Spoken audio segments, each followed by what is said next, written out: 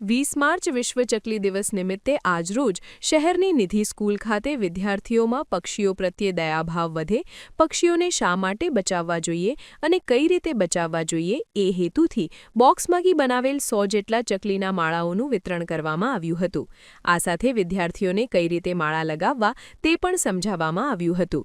ગામડાઓના ઘરોમાં ચકલી માળા બનાવી શકે, પરંતુ શહેરના ઘરોમાં ચકલીઓ માળા બનાવી શકે તેમ ન હોવાથી આ અભિયાન હાથ ધરવામાં આવ્યું છે. મારું નામ ડાભી પ્રતીક્ષા છે. હું ધોરણ 8માં અભ્યાસ કરું છું. હું નિધિ સ્કૂલમાં અભ્યાસ કરું છું.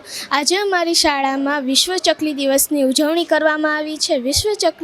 આજે 20 માર્ચ વિશ્વ ચકલી દિવસની ઉજવણી છે. આની શરૂઆત 2010માં થઈ હતી.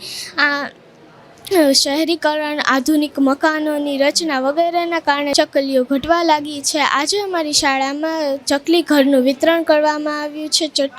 ચકલીને કેવી રીતે આપણે બચાવી શકીએ તેની વિશે માહિતી આપવામાં આવી છે. Thank you. Yashpalsinh Chudasama, managing trustee, Nidhi school. આજરોજ અમારી સ્કૂલમાં વિશ્વ ચકલી દિવસની ઉજવણી કરવામાં આવેલ છે. 20મી માર્ચ 2010 ના રોજ સમગ્ર વિશ્વની અંદર વિશ્વ ચકલી દિવસ ઉજવવાની શરૂઆત એટલા માટે કરવામાં આવી કે આપણા જીવન સાથે વણાયેલી નાની ચકલી અત્યારે લુપ્ત થવાના આરે છે. ચકલી કોઈ પણ નાનું બાળક જન્મે અને મોટું થાય અને બોલતા એને શીખવાડે ત્યારે સૌથી પહેલો શબ્દ એને પૂછીએ કે ચકલી કેમ બોલે, તો બાળક પણ કહે કે ચીંચી બોલે છે. આપણા જીવન સાથે આ ચકલી વણાયેલી છે. અને અત્યારે પ્રદૂષણ, અવાજનું પ્રદૂષણ, આ રેડિયેશન મોબાઈલના એને લીધે આ પક્ષી લુપ્ત થવાના આરે હોય. આની બચાવવાની જાગૃતિ દરેક બાળકમાં આવે અને આ ચકલી આપણે કેમ બચાવી શકીએ, તો ચકલીનું રહેઠાણ અત્યારે ઘરોની વ્યવસ્થા બદલાયેલી છે. પહેલાં ગામડાની અંદર ઘરોની વ્યવસ્થા એ પ્રમાણે હતી કે જ્યાં ચકલી પોતાનો વસવાટ કરી શકતી હતી. અત્યારે શહેરીકરણ જે થયું એની અંદર મકાનની વ્યવસ્થા એવી હોતી નથી કે જ્યાં ચકલી પોતાનો માળો બનાવી શકે.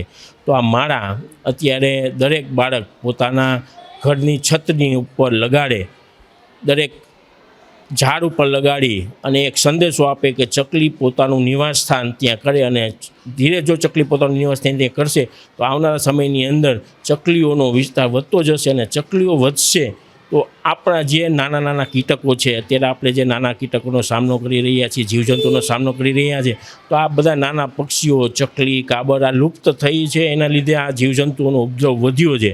તો આપણે આ ચકલીને બચાવીશું તો આવનારા સમયની અંદર દરેક બાળક ચકલીને ચિત્ર સ્વરૂપે નહીં પણ ખરેખર એક પ્રત્યક્ષ સ્વરૂપે જોઈ શકે. એના માટે આજે અમે વિશ્વ ચકલી દિવસની ઉજવણી કરેલ છે અને દરેક બાળકને ચકલીને કેમ બચાવી શકે અને એનું જતન કહી શકે એની માહિતી આપેલ છે. માળા વિતરણ કર્યું.